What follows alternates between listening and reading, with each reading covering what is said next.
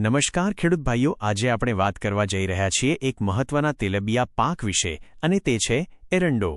ગુજરાતમાં ઘણા ખેડૂત ભાઈઓ એરંડાની ખેતી કરે છે. ખાસ કરીને ઉત્તર ગુજરાત અને સૌરાષ્ટ્ર વિસ્તારમાં આ પાક ખૂબ જ મહત્વનો માનવામાં આવે છે.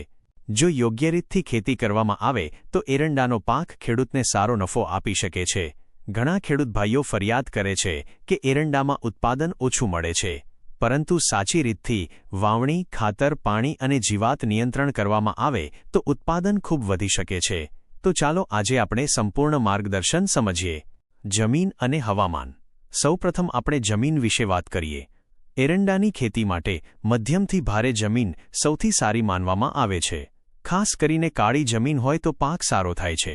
એક મહત્વની વાત યાદ રાખવાની છે કે ખેતરમાં પાણી ભરાઈ રહેવું ન જોઈએ.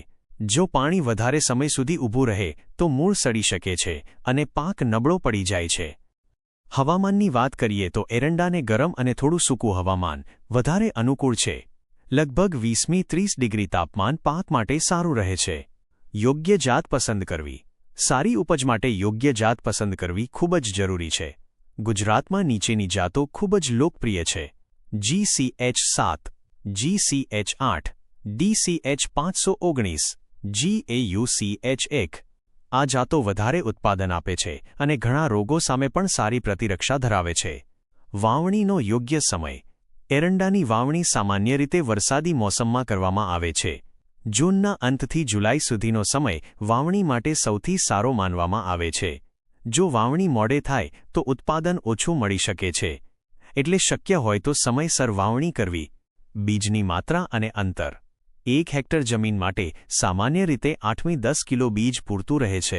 વાવણી કરતી વખતે છોડ વચ્ચે લગભગ 120 સેન્ટીમીટર અને 60 સેન્ટીમીટર અંતર રાખવું જોઈએ.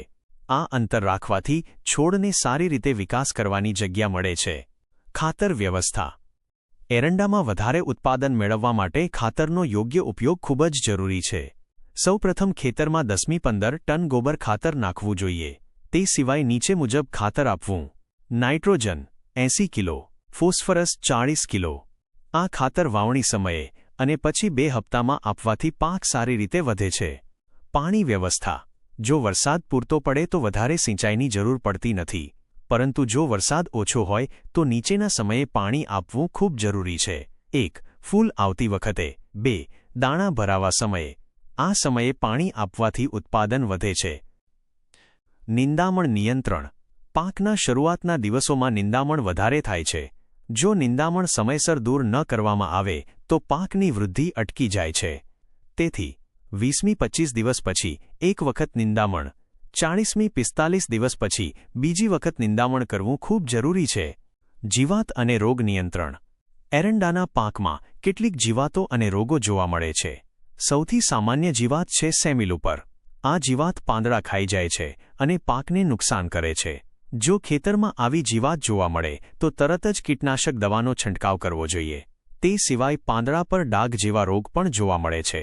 તેના માટે ફૂગનાશક દવાનો ઉપયોગ કરવો. ખેતરની નિયમિત દેખરેખ રાખવી ખૂબ જ જરૂરી છે. કાપણી.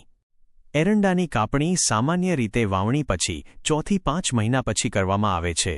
જ્યારે શીંગા સંપૂર્ણ સુકાઈ જાય અને દાણા કઠણ થઈ જાય ત્યારે કાપણી કરવી જોઈએ. ઉત્પાદન વધારવાના ખાસ ઉપાય. જો ખેડૂત ભાઈઓ નીચેના ઉપાયો અપનાવે તો એરંડાનું ઉત્પાદન ઘણું વધી શકે છે. સમયસર વાવણી કરવી, સુધારેલી જાતનો ઉપયોગ કરવો, ખાતરનું સંતુલિત પ્રમાણ આપવું, નિંદામણ સમયસર દૂર કરવું, જીવાત અને રોગ પર નિયંત્રણ રાખવું. આ તમામ બાબતોનું ધ્યાન રાખવાથી એરંડામાં સારો ઉત્પાદન મળી શકે છે.